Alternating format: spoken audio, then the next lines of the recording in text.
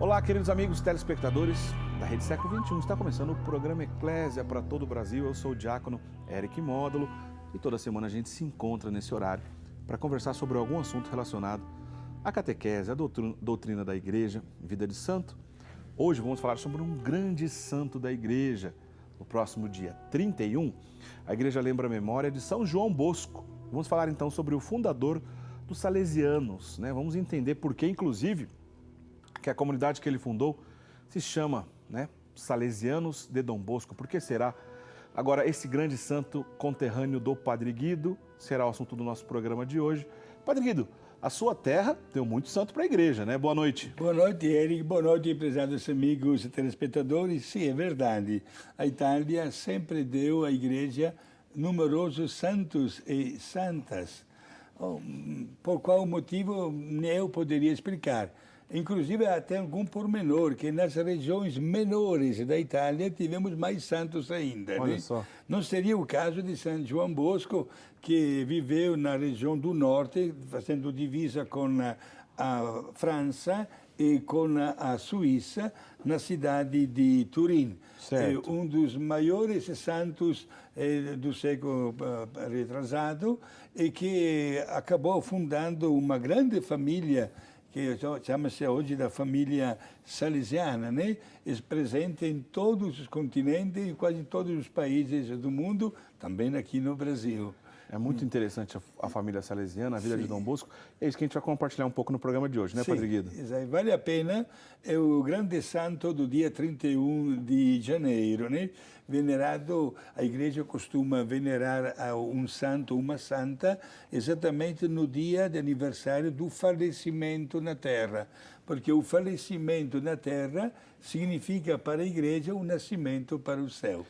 Dom Bosco faleceu em 31 de janeiro de 1888. Sim. Morreu com 72 anos, Sim. na cidade de Turim, como o senhor disse. Mas ele não nasceu em Turim, né? Foi Bec que ele nasceu? É 30 quilômetros de Turim. A pronúncia é Bec mesmo? Sim. Hoje está na Grande Turim. Certo. Entendeu? Região metropolitana de Turim, vamos dizer assim. Exato, sim. Uma pessoa de uma família muito humilde. Certo. Muito pobre, inclusive, mas de grandes princípios cristãos. O papai e a mamãe sempre foram verdadeiros mestres para esta criança que sentiu a alegria de receber a educação e a formação cristã e catequética da parte dos seus pais, a tal ponto que, gozando como criança e adolescente de muita alegria, de muita correria e de muita arte também, que faz parte da vida, né?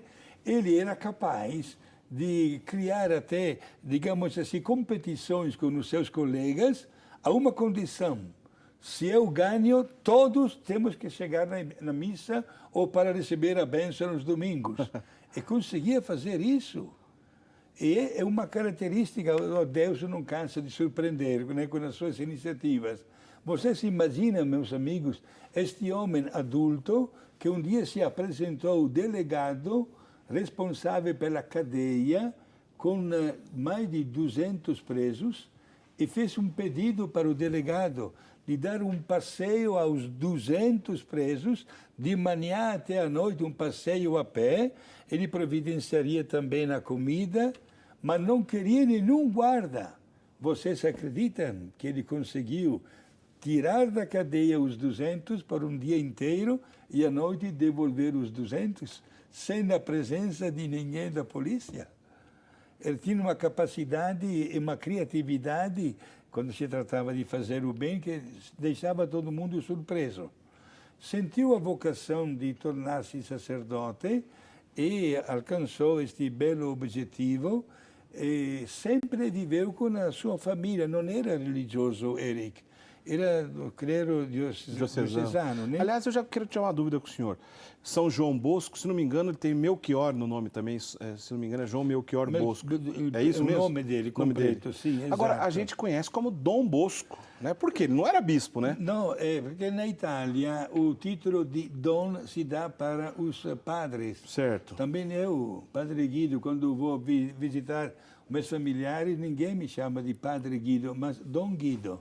É um costume, então? É um costume. Os bispos, excelência, né? Os cardeais, eminência, o Papa, santidade, mas os padres são todos chamados com o título de Dom. Monsenhor também, Monsenhor direcionado para bispo também, não é? É um título de um padre diocesano com uma responsabilidade, talvez, de ser responsável de 4, 5, 10 paróquias, certo. responsável de um setor, digamos assim.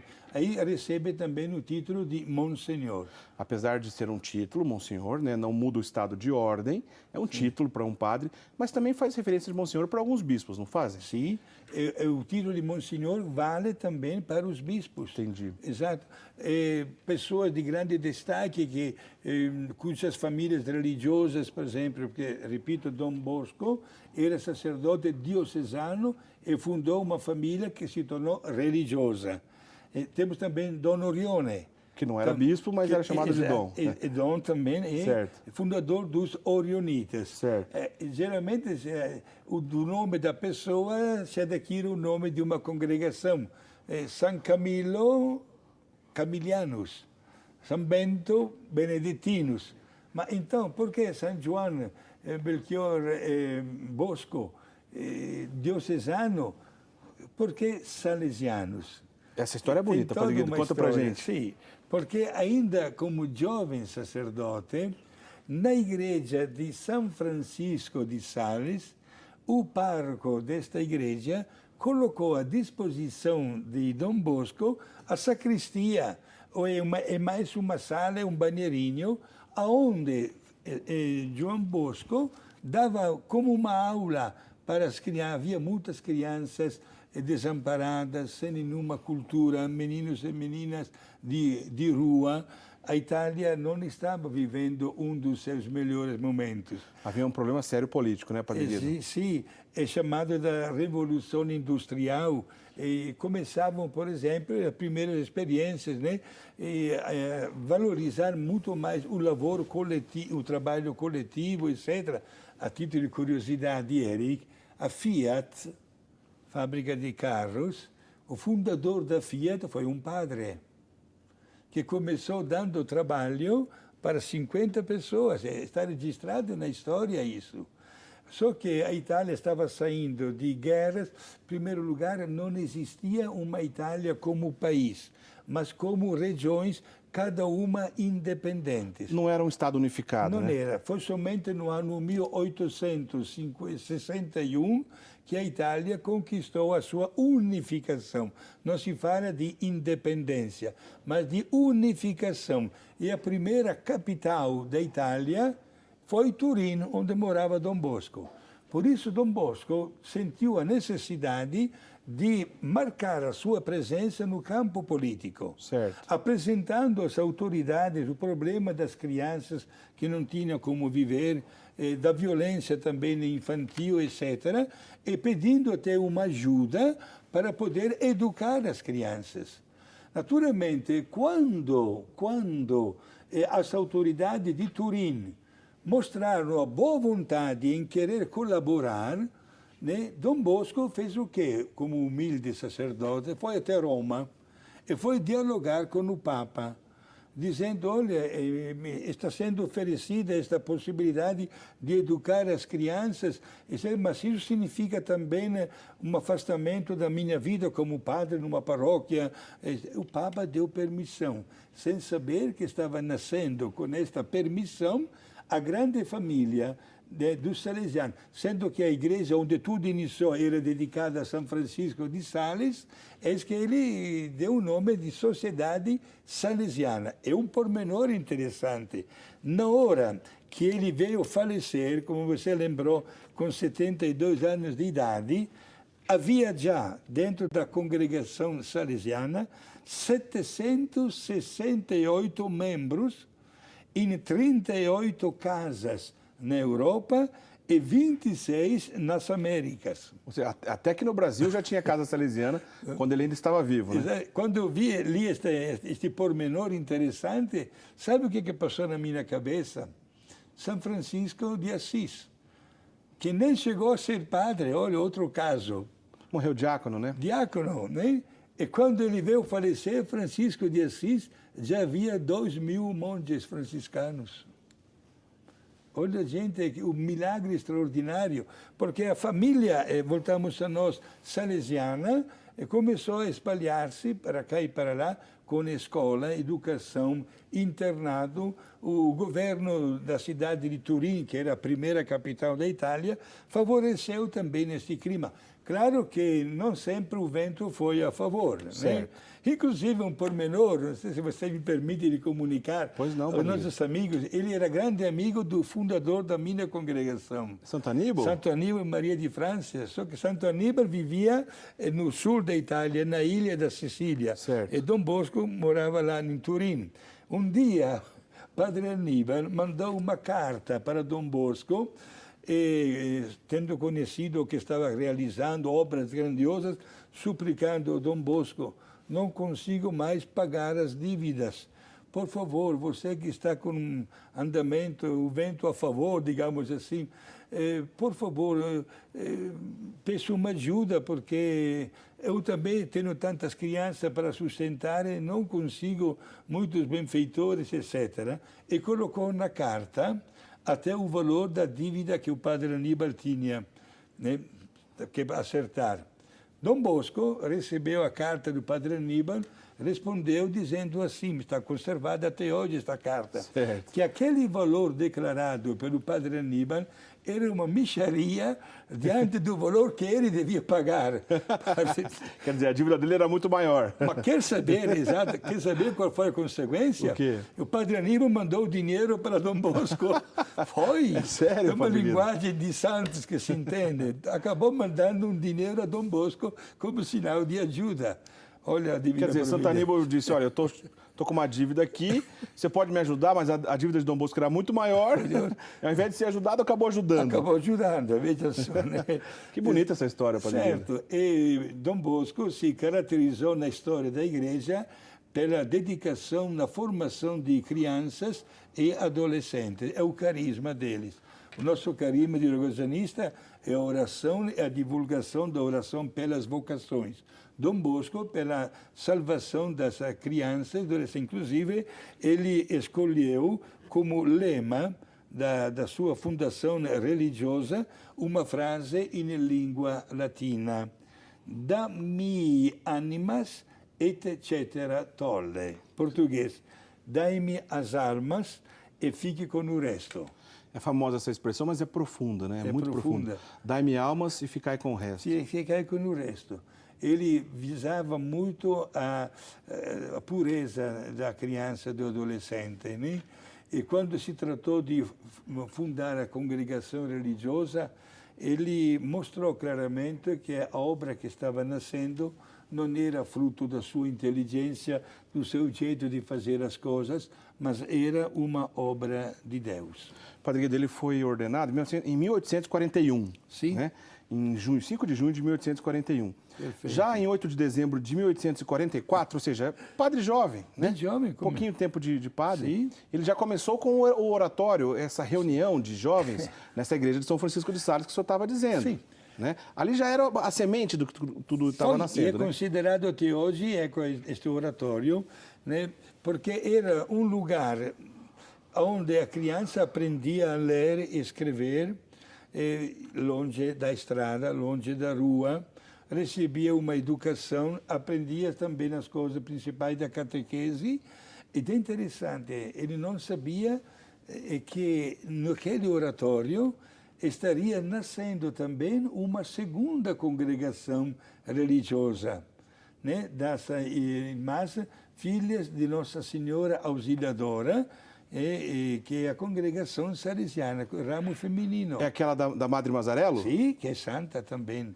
E, aliás, falando nisso, seja ele como a cofundadora, como também o bem-aventurado Rua, que é beato, é o sucessor legítimo de Dom Bosco, e temos também uma criança que não chegou nem à sua juventude, faleceu somente com 14 anos, Domingos Sávio, aluno. Então, vamos recapitular aí, padrinho, tem muito santo dentro nessa da hora. família. Que bom, sim. Que bonito. Dom Bosco, fundador, é claro, né?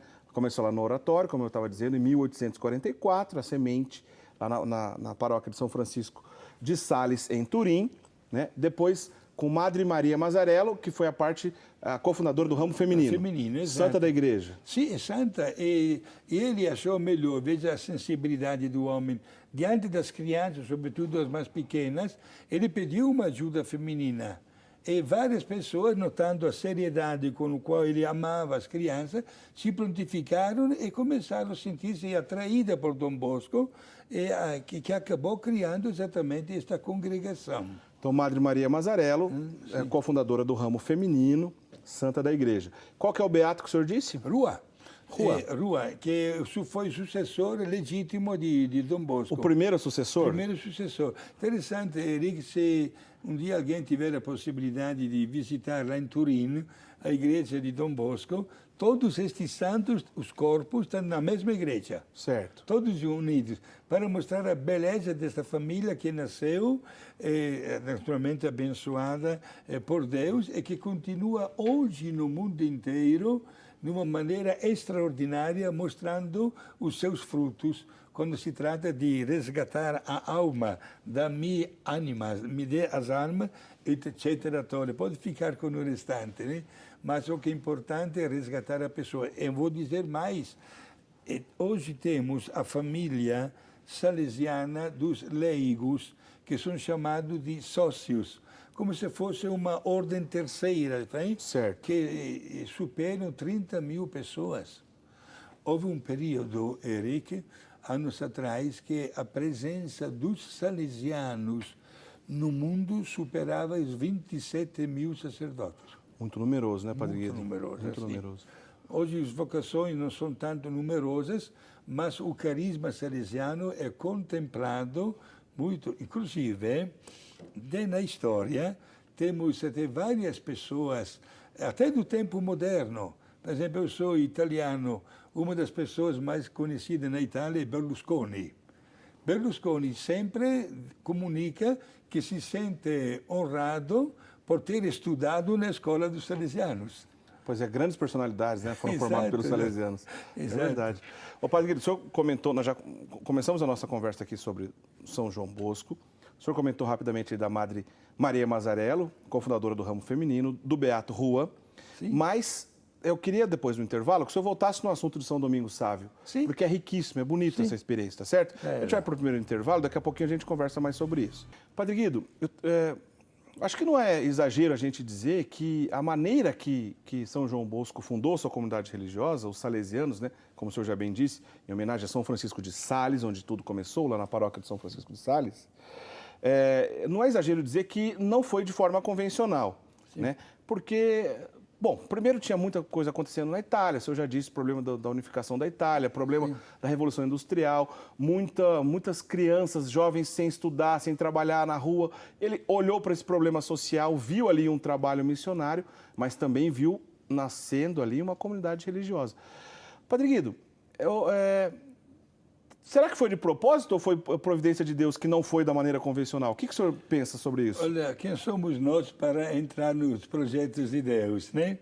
Deus não cansa de surpreender, são as palavras de Papa Francisco nos nossos dias, com a sua misericórdia, com o seu jeito, né?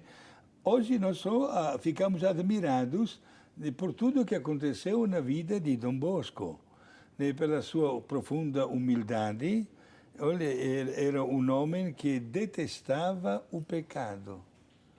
Por incrível que pareça, Eric, ele chegou a passar muitos anos com a casa cheia de mais de 300 meninos e atendia às confissões dos meninos semanalmente e não queria nem a presença de outros padres para ajudá-lo. Onde é que ele encontrava o tempo permanece até hoje um grande mistério. Ele não era um padre exorcista, mas lutou muito contra a força do mal e, sobretudo, mostrou, com a sua humildade e sabedoria, o caminho para vencer do mal. O amor para com Nossa Senhora. Não foi por acaso que, quando fundou a congregação feminina, deu o nome de filha de Nossa Senhora Auxiliadora. Sempre foi devoto de Nossa Senhora Auxiliadora, Muito, né? muito. Essa é a devoção dos salesianos até hoje, né? Até hoje, claro. Olha, eu visitei várias vezes a casa onde ele morou, né, naquele instituto de 4 ou 5 andares, né? E não tinha elevador naquela época, né? E lá em cima, no último andar, tem somente um forro depois, né? E tinha cada barulho todas as noites, de pesos que caíam, pessoas que andavam, não tinha ninguém, era o demônio que não deixava ele dormir em paz. O que ele fez? Abriu, mandou colocar no forro uma imagem de Nossa Senhora e todo o barulho terminou. Entendeu? Muito devoto. E ele sabia transmitir nos seus alunos um amor verdadeiramente profundo para Nossa Senhora, celebrando todas as festividades do ano, e Dom Bosco vigiava, sobretudo, pelo aspecto moral da formação dos seus alunos, a tal ponto que nas constituições que ele escreveu, seja para os salesianos, como também para as filhas de Nossa Senhora Auxiliadora, ele colocou um artigo que até hoje ficamos admirados, somente na hora da leitura. Ele escreveu assim: na hora do recreio das crianças, os padres que estiverem no seu escritório têm que deixar tudo para ficar junto com as crianças. Para não perder a convivência, né? Exato, gente. É muito importante, inclusive, é conhecido no mundo inteiro, Eric, o sistema chamado preventivo, educacional preventivo, que ele instituiu e que, do ponto de vista da educação, tem um valor extraordinário. Entre aspas, até o meu fundador, Padre Aníbal Maria de França, copiou, usamos a palavra clara, o método preventivo de educação na hora de formar as crianças, que significa um método preventivo de estar ao lado da criança, mostrando que determinadas coisas que se fazem não batem, digamos assim, com a alegria de uma paz interior. Portanto, evitar de dizer um palavrão, de dar uma canelada, de responder, de copiar os deveres do outro, etc., mas de favorecer o clima para aumentar o nível da consciência de uma pessoa para tornar-se uma pessoa honesta. Chegar primeiro, né? Prevenção é chegar primeiro que o problema, né? Exato. Bonito isso, né? Foi um sistema que até hoje é muito louvado, e, inclusive não devemos absolutamente deixar de lado o prestígio das escolas salesianas, masculinas ou femininas, no mundo inteiro, também aqui no Brasil. É verdade, é verdade. Ajudou e ajuda, né, na educação de... Eu não sei se posso dizer milhões, mas acredito que sim. Milhões de pessoas espalhadas pelo mundo. Padre Guido, a gente comentava aqui sobre a questão de nascer uma comunidade um pouco diferente da tradicional, porque sempre estava relacionado com essa questão da educação. Por exemplo, isso acontece até hoje na comunidade salesiana. Em outras comunidades, fora dos salesianos, quando tem, por exemplo, uma região de governo, assim acontece até mesmo na comunidade do senhor, chama-se província. Sim. Né? E existe um padre superior provincial. Entre os salesianos, os nomes relacionados estão sempre voltados para a educação. Por exemplo, existe um inspetor. Não é um provincial, é um padre inspetor. Sempre nessa ideia de educação, de escola, de comunidade. Isso deixa claro que o carisma deles, Padre Guido, dos salesianos, nunca vai poder abandonar a questão da educação, né? Não, faz parte integrante da vida salesiana e da filha de Nossa Senhora Auxiliadora, exatamente a metodologia do ensino. É um ensino autenticamente católico, perfeita e total submissão e obediência ao Papa. E ele formava as suas crianças, né, com uma maneira tão profunda que deixava as crianças, digamos, sem jeito de poder nem de fazer qualquer pergunta, entendeu? Entre tantas crianças, né, se não no primeiro bloco, talvez seja o caso de apresentar uma que, inclusive, já chegou até às honras dos altares. Que, aliás, tem tudo a ver com o começo da conversa desse bloco aqui. Sim. O senhor disse que Dom Bosco foi um santo que odiava o pecado. Esse discípulo, vamos dizer assim, de Dom Bosco, esse jovem discípulo, esse adolescente que faleceu com 14, 15 anos, né, Padre Guido? 14. 14 anos. São Domingos Sávio tinha como lema, inclusive, o ódio ao pecado, né? Sim, ele, com 7 aninhos, fez a sua primeira comunhão e escreveu 5 propósitos. O quinto exatamente era antes morrer do que pecar. Antes morrer do que pecar. Como é que uma criança de 7 anos tem uma profunda visão mística, teológica desse jeito? Com 7 anos proclamar isso, antes morrer do que pecar. Que coisa bonita. Exato. E tem mais, gente, quanto mais nós estudamos a vida deste menino adolescente, ficamos encantados. Por exemplo, acabamos de dizer que as crianças educadas por Dom Bosco eram todas de famílias carentes, né? Era um verdadeiro sacrifício diário para Dom Bosco encontrar alguma coisa para dar de como comer aos meninos, etc. Meninos muito pobres, que inclusive viviam em regime de internado. Dom Bosco criou uma iniciativa que até hoje é mantida pelos padres salesianos quando tem obras com a regime de internado. Quando chegava à noite, entrava no dormitório, se colocava bem no meio do dormitório, e os meninos já todos na cama, naquela época eram dormitórios grandes, né? Dava uma mensagem de 2, 3 minutos, desejando a boa noite, e depois apagava as luzes. Uma noite, está registrado o episódio, Dom Bosco disse o seguinte para os meninos: crianças, amanhã eu estou de aniversário e quero dar um presentinho para vocês. Eram todas crianças muito carentes, que, gente, até o menino que já estava começando a dormir já acordou, porque não era todo dia que recebia um presente. Prestaram todo muita atenção. Dom Bosco disse: agora vocês pensem num brinquedo, um presentinho que querem receber. Amanhã de manhã, peguem um papelzinho, botem o vosso nome, coloquem o nome do objeto e coloquem debaixo da porta do meu quarto. Mas ele disse, há uma condição, até às 10 horas da manhã. Por quê? Porque depois, na parte da tarde, eu vou na praça, vou no centro, vejo de encontrar tudo, à noite vamos fazer uma festinha e cada um de vocês vai ganhar o presentinho. E antes ainda de apagar a luz, disse, amanhã de manhã, quando chegarem as meninas para a escola, vocês podem dizer a mesma coisa também para as meninas. Mas olha, a mesma condição, né? Até às 10 horas da manhã. Diz a história que naquela noite ninguém dormiu. Os meninos começaram a pular na cama, né?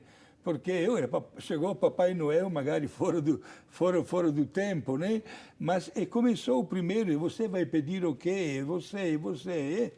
Resultado, no dia seguinte, Dom Bosco, lá pelas 10 horas, chegou no seu quarto e teve que chamar a ajuda de alguém para acabar com a porta do quarto, porque estava tudo entupido de bilhetes. Tanto papel que tinha. Até no furo da fechadura, etc. Tudo! Não conseguia nem abrir a porta. Tiveram que derrubar a porta e lá no chão todo este monte de bilhetes. E começou. Pegou uma folha grande e começou a escrever. O primeiro bilhete dizia, digamos assim, Dom Bosco, me dá uma bola de futebol, meu nome é Roberto. E escreveu, comprar ou ganhar uma bola para Roberto. O outro bilhete disse, padre, eu nunca ganhei uma bonequinha, eu sou Maria das Graças. Uma boneca para Maria das Graças. Gente, após ter lido mais de 200 bilhetes, encontrou um bilhete assinado por Domingos Sávio, que tinha escrito com 7 anos esta frase: Padre, no dia da passagem de aniversário do Senhor, me ensine a ser, como o Senhor, amigo de Jesus. Assinado por Domingos Sávio. Que bonito. Isto é, aquela criança, com aquela idade, havia pedido o mais belo dos presentes, porque seja uma bola, como também uma boneca, depois de um certo tempo vai tudo para o lixo. Mas a verdadeira amizade com Jesus permanece para sempre.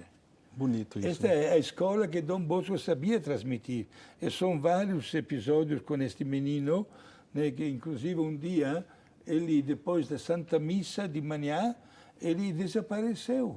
Não tomou café da manhã, não foi para a aula, não almoçou, e no recreio, logo após do almoço, que alguém foi dizer para Dom Bosco, Padre, Domingos Sávio sumiu, desapareceu. E Dom Bosco chamou alguns dos meninos maiores para dar uma procurada. E, sabendo e conhecendo um pouquinho o fervor infantil, estava com 7 anos, né, logo foram na capela, deve estar na capela, mas não estava na capela. Procuraram, alguém começou a dizer, quer ver que ele passou mal, está na cama, foram no dormitório, no quarto andar. Mas a cama estava bem arrumadinha do menino, ele não estava lá. Procuraram para cá, para lá, foram até na família do caseiro, né, que estava lá na entrada desta obra assistencial, ninguém tinha visto o menino. E deram esta resposta para Dom Bosco, não o encontramos.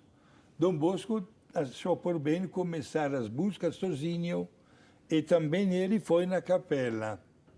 Só que Dom Bosco se aproximou do altar, e por trás do altar viu Domingos Sávio ajoelhado, com 7 aninhos, e logo lhe perguntou, escuta, todo mundo está te procurando, você participou da missa esta manhã, às 7 horas, mas não tomou café, não foi para a aula, não almoçou, e somente agora, são quase 2 horas da tarde, que todo mundo reparou e veio me dizer.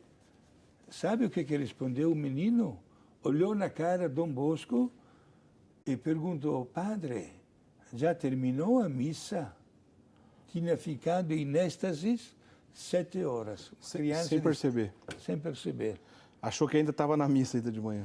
Que coisa bonita. Que coisa bonita. Uma profunda experiência de uma criança, não tem como, né? Uma profunda experiência. Exato. Santo mesmo. Santa, foi proclamado santo, né?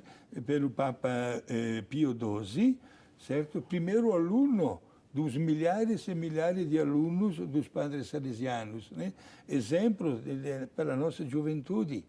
Porque esta criança conseguiu assimilar o ensinamento espiritual do fundador Dom Bosco, e fica tranquilo que aquele bilhetinho que ele escreveu aquela noite, né, me ensine a ser amigo de Jesus, alcançou mesmo o seu objetivo. Dom Bosco fez de tudo para lhe ensinar este caminho. Inclusive, o menino, até hoje não sabemos se recebeu a vocação para um dia ser padre, não está registrado. Não está registrado. Ele começou até a passar mal, bem no começo da sua adolescência, e com somente 14 anos de idade foi para o céu.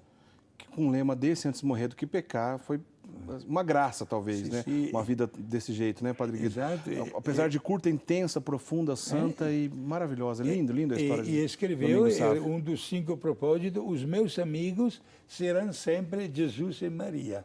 Dentro daqueles 5 propósitos. O senhor lembra todos? Não. Um era antes de morrer do que pecar. O mais famoso. Que mais caracteriza o menino, porque já com 7 anos tinha sinceramente horror ao pecado. Bonito isso. Inclusive, um dia que na sala de aula faltou um professor, a criança, nós também fomos crianças, né, Eric? É verdade. Talvez os seus meninos não gostariam de ouvir isso, né? Mas talvez algumas artes nós também fizemos. É aquela bagunça. Falta o professor, pronto, né?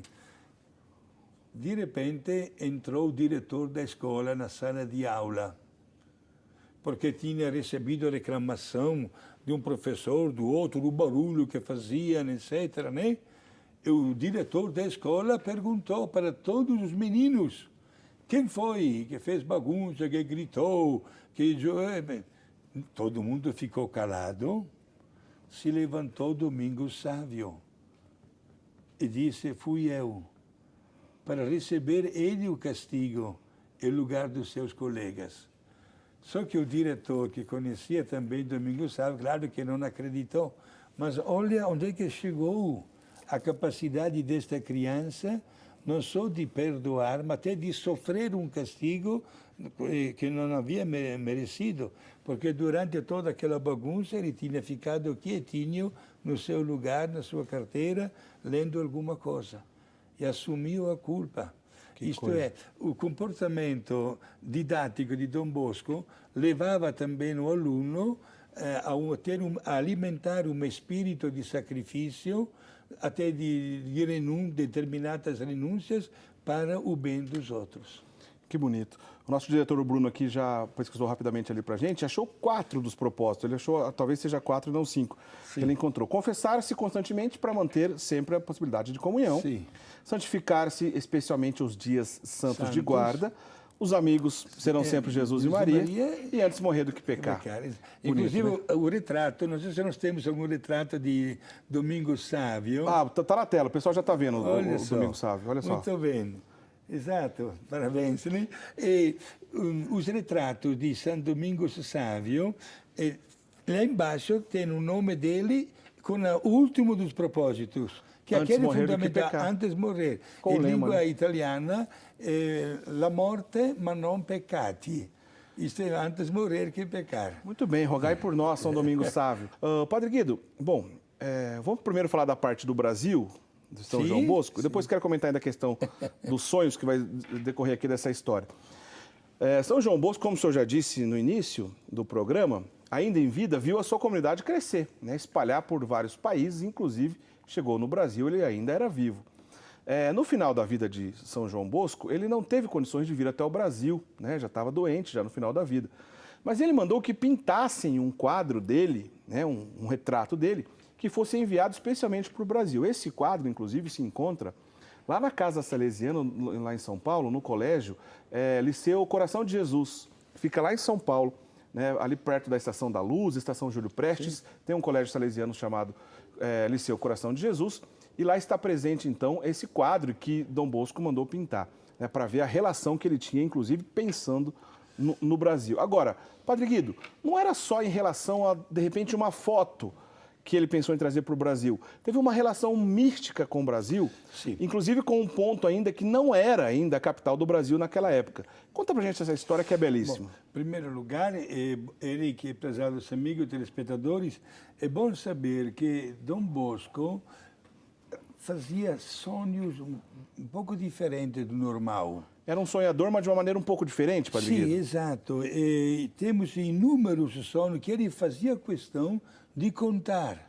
Podemos chamar de sonhos místicos? Podemos, ou premonitores também, místicos. Certo. Sobretudo quando se tratava de fazer muito bem uma distinção didática entre o bem e o mal. Certo. Um sonho contado como se fosse uma historinha atraía as crianças. Inclusive, até hoje, nós temos um verdadeiro repertório, digamos assim, de sonhos que Dom Bosco fazia. Sobretudo quando se tratava de manifestar a capacidade da vitória do bem sobre o mal, certo? Por exemplo, o mal, isto é, a força do demônio, se manifestava também na vida das crianças. Certo. Certo? E às vezes, por exemplo, de repente, na hora de uma cerimônia, por exemplo, de uma bênção na igreja ou da reza do terço, eis que de repente no pátio, era um sonho, né? No pátio do colégio de Dom Bosco aparecia um elefante. Olha, um elefante, né? E aí o que acontecia?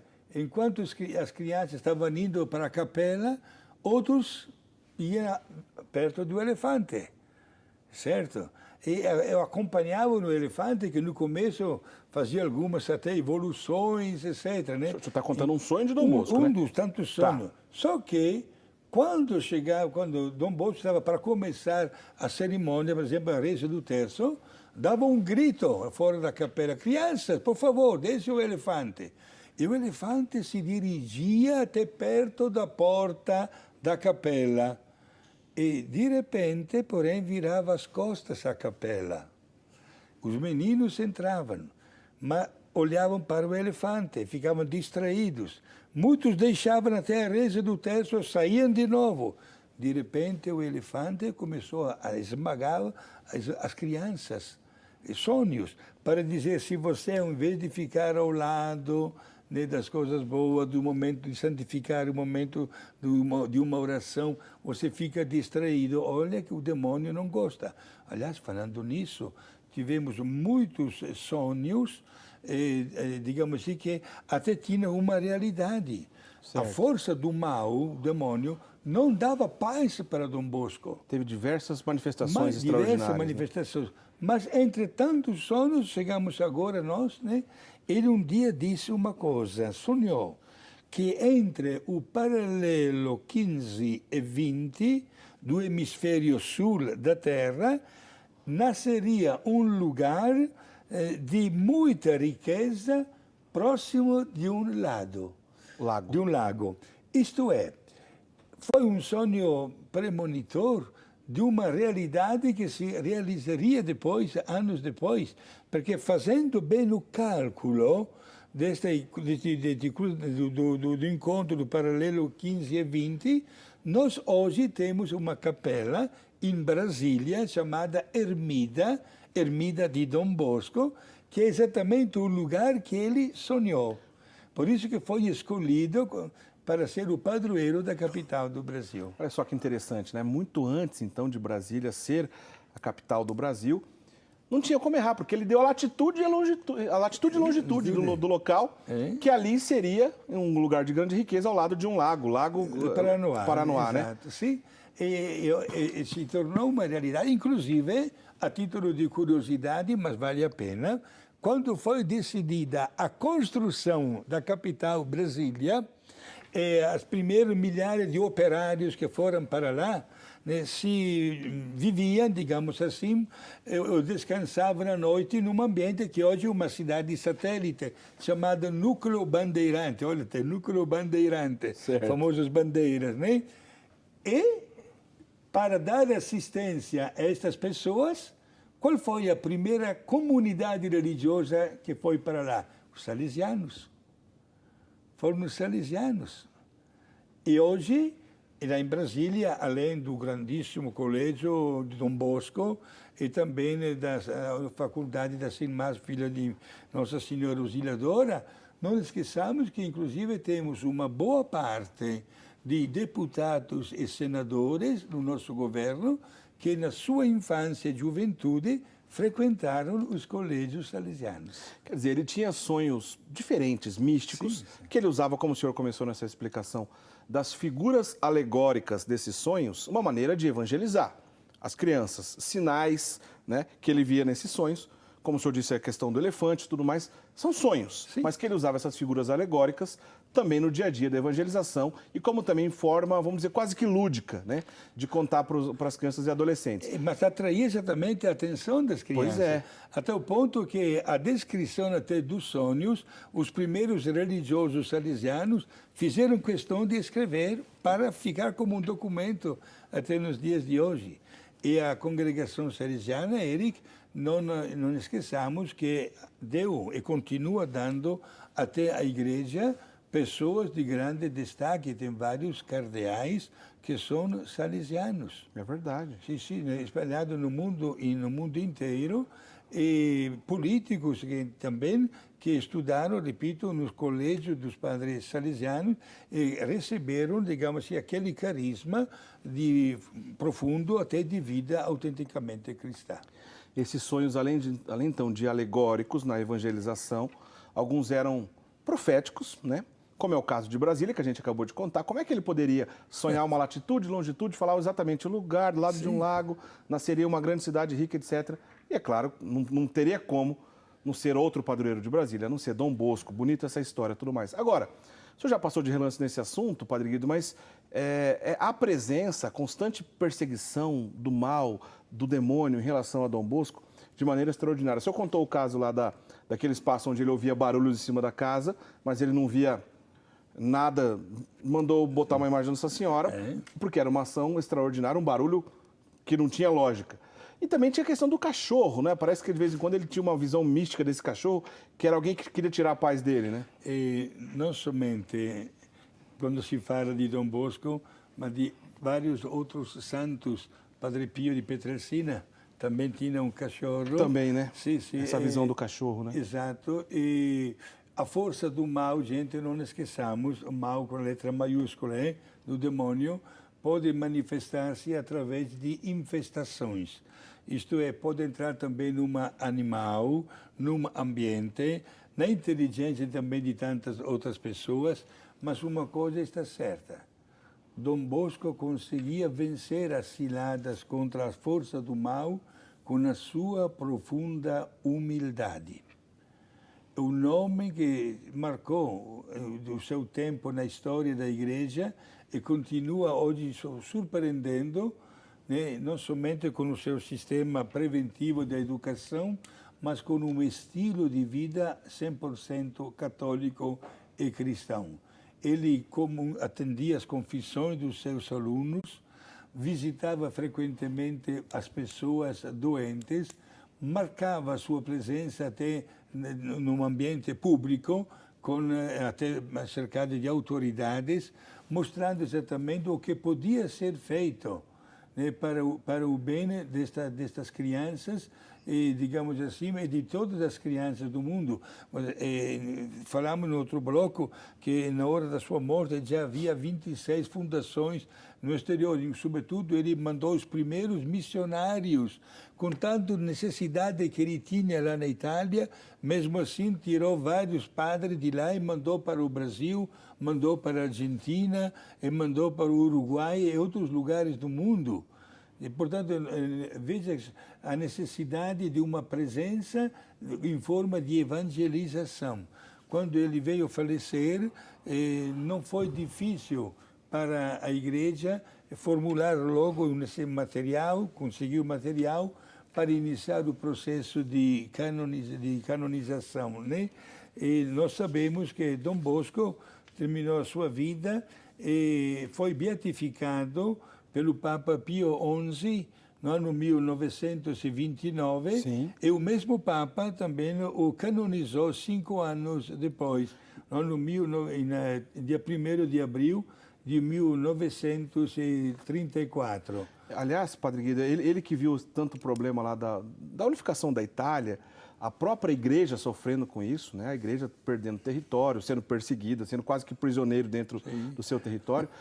Foi justamente próximo ao período da sua canonização que aconteceu aquela concordata de São João Latrão, né? Que foi aquele acordo de Pio XI para que a igreja tivesse liberdade de ação, porém perdeu o território.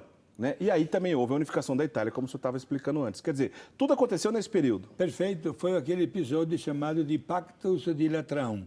No dia 28 de fevereiro do ano 1929, quando a Igreja perdeu também os seus bens materiais presentes na Itália e formou o Estado do Vaticano. Né? Gente, São João Bosco continua abençoando do alto do céu não somente as suas obras salesianas, mas todas aquelas pessoas que aprendem, né, o caminho para a santificação. A sua mensagem é altamente pedagógica e atual. Precisamos a presença e intercessão dele, sobretudo se dentro da nossa família temos crianças que estudam, para que recebam os bons princípios que possam levar a um crescimento cultural sadio e cristão. Pode dar bênção então para encerrar, Padre Guido, porque o papo tá bom, mas a gente não tem mais tempo. Tá bom. Por favor, encerre o programa com a bênção. Sempre à vossa disposição, né? Gente, que São João Bosco abençoe cada um de nós, em nome de Deus Pai, Filho e Espírito Santo. Amém. Obrigado. Padre Guido, obrigado. Semana que vem a gente se encontra para mais um programa Eclésia. Até lá. Bom, queridos amigos telespectadores, lembro que vocês podem acessar, né, o nosso site rs21.com.br/eclésia. Lá, então, está disponível todos os nossos programas. Você pode assistir, divulgar, quantas vezes você quiser, você assiste, de acordo com o tema de sua preferência. Tantos programas que a gente já fez durante esses quase 4 anos que eu e o Padre Guido trabalhamos aqui no programa Eclésia nessa versão. O programa Eclésia já existia até antes, né? O Padre Guido já está até mais tempo aqui que eu. Sim. Mas nesses últimos quase 4 anos estamos trabalhando, está tudo disponível lá no nosso site, tá certo? Acessa e você pode ficar por dentro de todos esses assuntos. Na semana que vem a gente continua com o programa Eclésia aqui na TV. Um grande abraço, até lá. Tchau, tchau.